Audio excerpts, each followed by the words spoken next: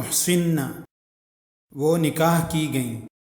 ماضی مجہول جمع مؤنث غائب. They were married.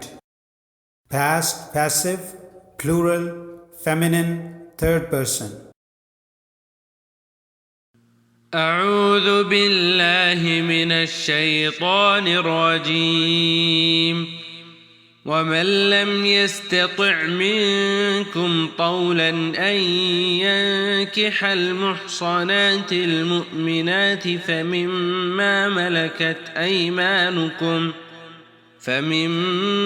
ملكت أيمانكم من فتياتكم المؤمنات والله أعلم بإيمانكم بعضكم من بعض فانكحوهن بإذن أهلهن وآتوهن أجورهن بالمعروف محصنات غير مسافحات ولا متخذات أخدان فإذا أحصن فإن أتين بفاحشة فعليهن نصف ما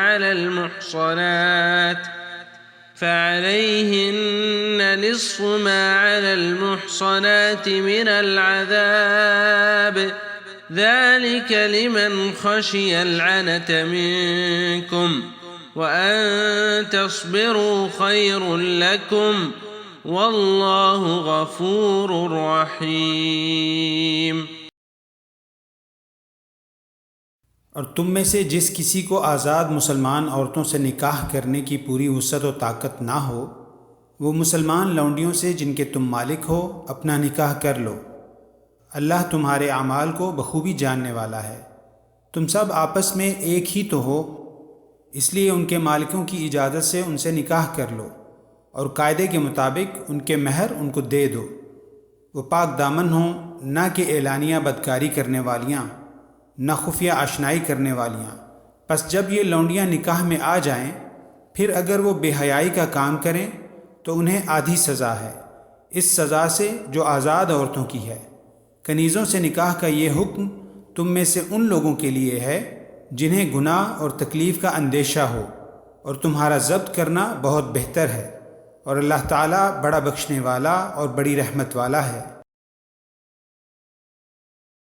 And whoever among you cannot find the means to marry free, believing women, then he may marry from those whom your right hands possess of believing slave girls. And Allah is most knowing about your faith. You believers are of one another, so marry them with the permission of their people and give them their due compensation, that is, mahr, according to what is acceptable. They should be chaste. Neither of those who commit unlawful intercourse randomly, nor those who take secret lovers. But once they are sheltered in marriage, if they should commit adultery, then for them is half the punishment for free unmarried women.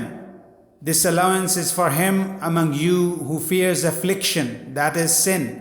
But to be patient is better for you, and Allah is forgiving and merciful.